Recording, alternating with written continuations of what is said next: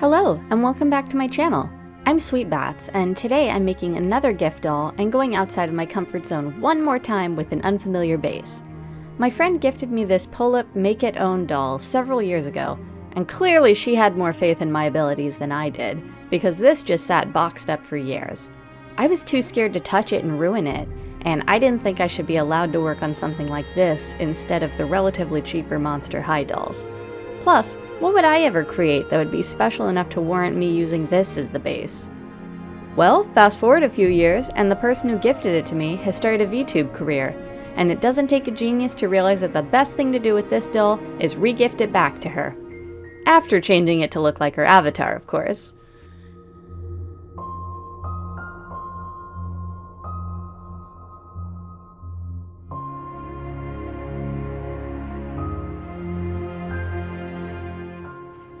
This doll was definitely intimidating with all those assembly instructions, but I'm up for the challenge. How do these little feet keep that top-heavy body up? The articulation in these is quite lovely, and it almost makes me want to work on another for myself.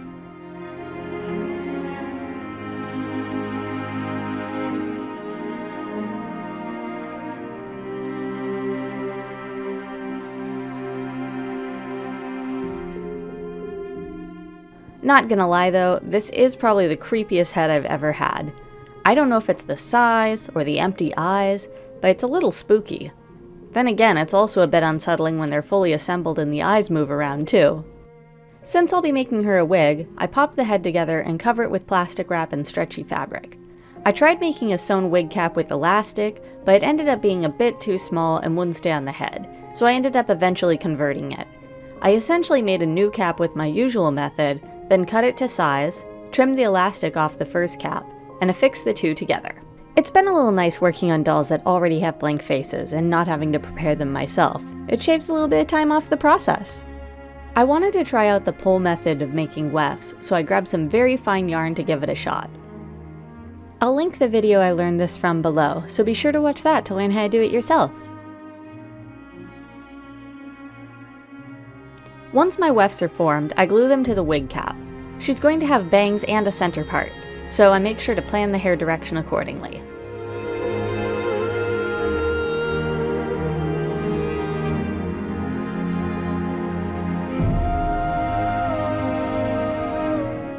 Who remembers Casey from my last video?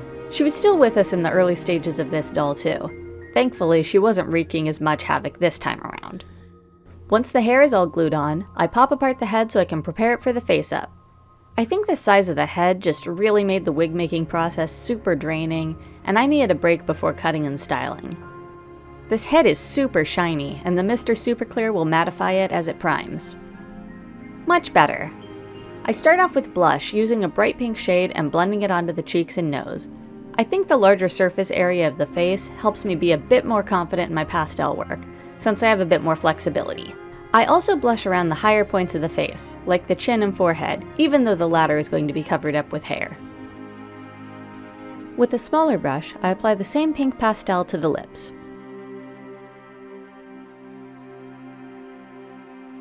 Next is the eye makeup. The avatar doesn't really have much, if anything, in terms of makeup, so this is going to be fairly natural, pretty much enough to make it look less like one shade of plastic. I block out a thin brow shape with pastels and touch it up with a kneaded eraser. It's definitely easier to make a larger shape and erase what you don't need.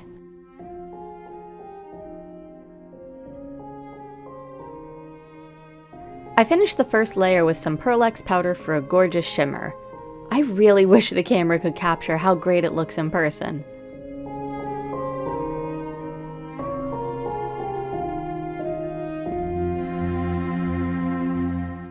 Unfortunately, the MSC dulls this almost entirely, so use more than you think you need and build it up each layer along with the other colors.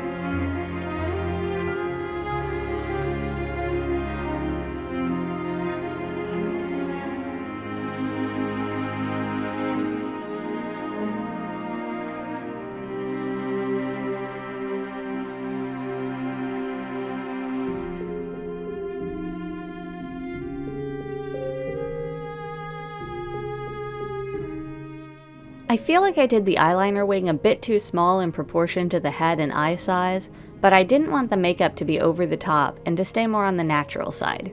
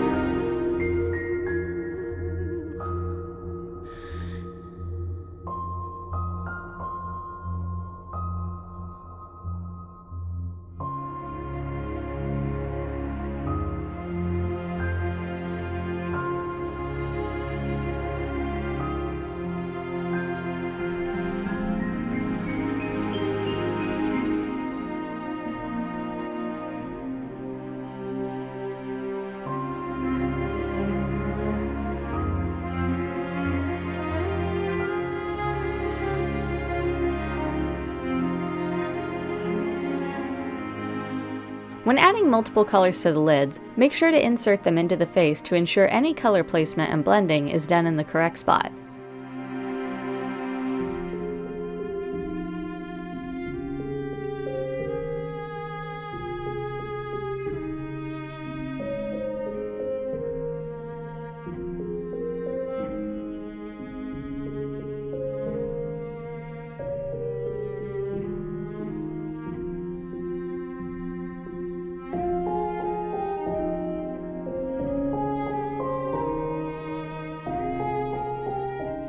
To define the liner a bit more on the face and eyelids, I take a tiny brush, the steadiest hand I can manage, and some gouache paint and go over my pencil lines.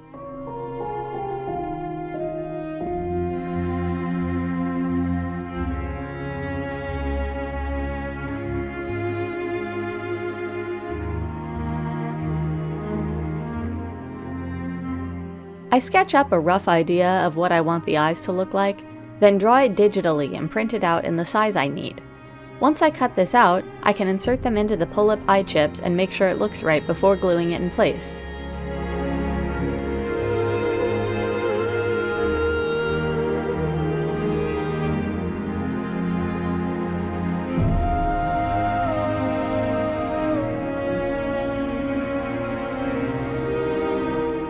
I don't do much of the hair on screen, but I start cutting out the initial shape here.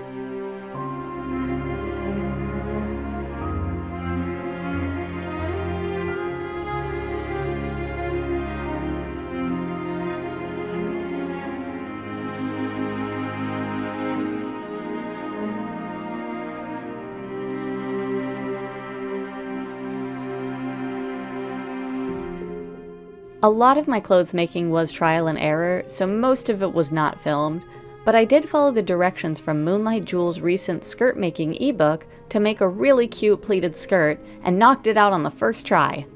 For the jacket, I started with a scaled up version of DG Requiem's jackets pattern as a base, then adjusted from there until I had something close to what I was looking for. Links to both of their stores are below.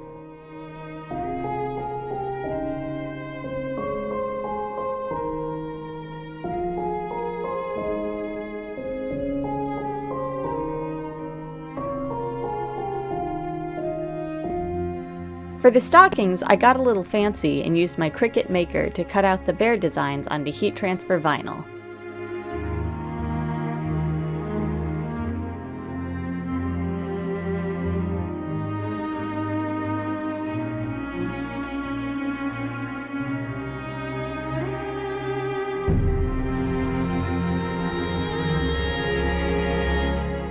Off camera, I weed out the tiny nose triangles, then I can line it up and press it to the fabric. Here's what that looks like! I was so happy with how it turned out. They're so adorable, and I think ended up amazing for my first try with the Cricut. However, making the shape of the stockings was more of an ordeal than expected, and when I finally had the right shape all sewn together, the vinyl negated all the stretch, and I was thoroughly roasted by all my friends for it. I ended up having to remake them with stretchy vinyl and resize my pattern slightly to ensure a proper fit, but I'm so much happier with these. Looking back, I think I probably should have made more smaller dots, but it turned out really cute as is. What's a bear without her ears? I cut a semicircle and arch in brown fabric, then a smaller semicircle in pink for the inner ear, sew the arch and small semicircle together, then stitch the newly created semicircle to the other. I flip it to the right sides and stuff it with yarn fluff, then sew it shut and add flocking with more yarn fluff in the corresponding colors. Once that's done, I can sew this to the wig cap. For the bear head buttons, cufflinks, and shoe designs, I make a prototype out of air dry clay, then make a mold with Sculpey to press these into.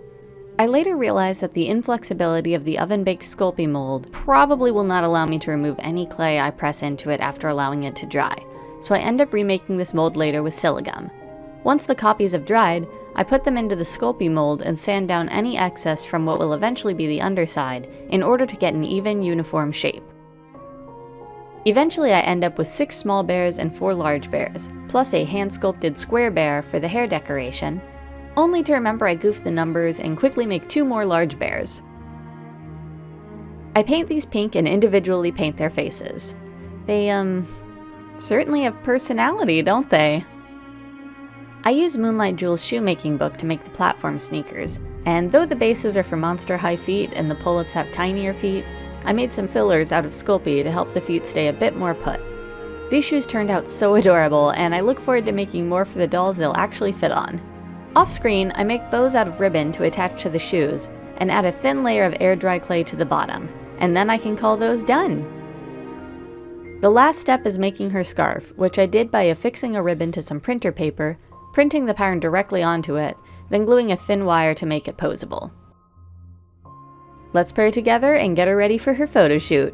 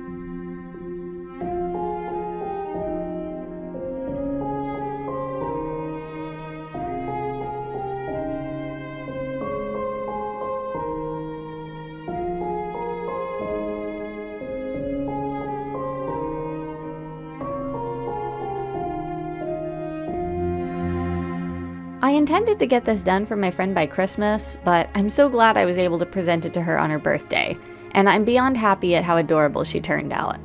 I think these are probably the best clothes I've ever made, and while I still have a way to go until I'm confident enough to make clothes on screen, I at least feel like future dolls are going to have amazing outfits. A big thank you to my patrons, Bear and Hen, and of course, I have to give shout out to the recipient, SquareBearPixels. Head over to her Twitch channel and give her a follow. She's one of the sweetest people I know and absolutely deserves the support. If you enjoyed this video and my work, please consider subscribing or following me on Instagram. As much as I enjoyed working on this lady, I'm looking forward to getting back to working on Monster High dolls, and I hope you stick around for my next creation. Thanks again for your support, and I'll see you next time. Take care.